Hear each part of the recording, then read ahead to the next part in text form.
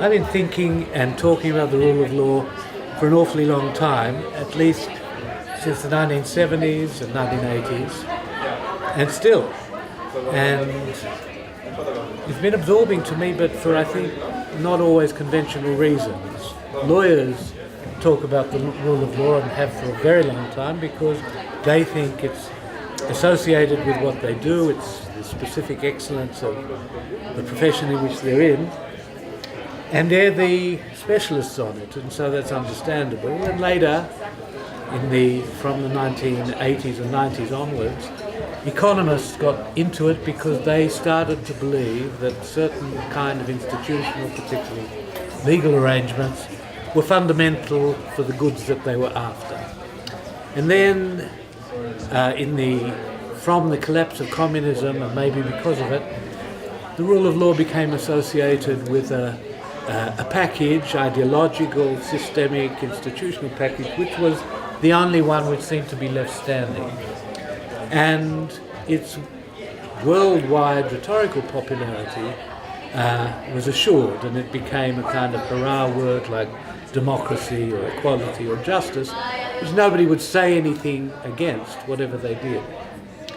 It may be that we're entering a new period where still the rhetoric hasn't changed much, but the activities of people in power are changing in ways well captured by the slogan or the title of this series of lectures, Dismantling the Rule of Law, and being done in ways which are not completely unprecedented but have novel features. Once upon a time, rulers who had no time for the rule of law would say it aloud. They would kill people or imprison them, and they would even boast, certainly not apologize, for avoiding the law or not taking the law seriously, and certainly not being restrained by it.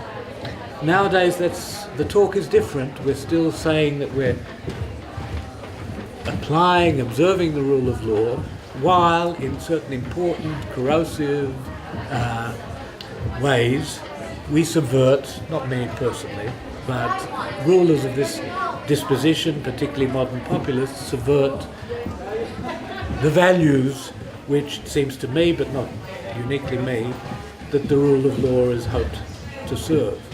So in that long period, I came into it, again, as I say, not because law interested me, but because the way that power was exercised interested me.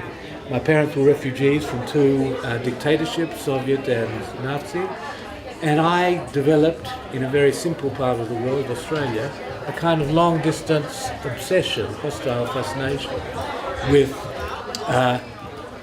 despotism and dictatorship, and a long hope that some things could be thought about that might restrain it. And I came across, when I started teaching in law school, notions of the rule of law, because that's what people talk about in law schools. And I thought, well, this might be part of the answer. And I believed that.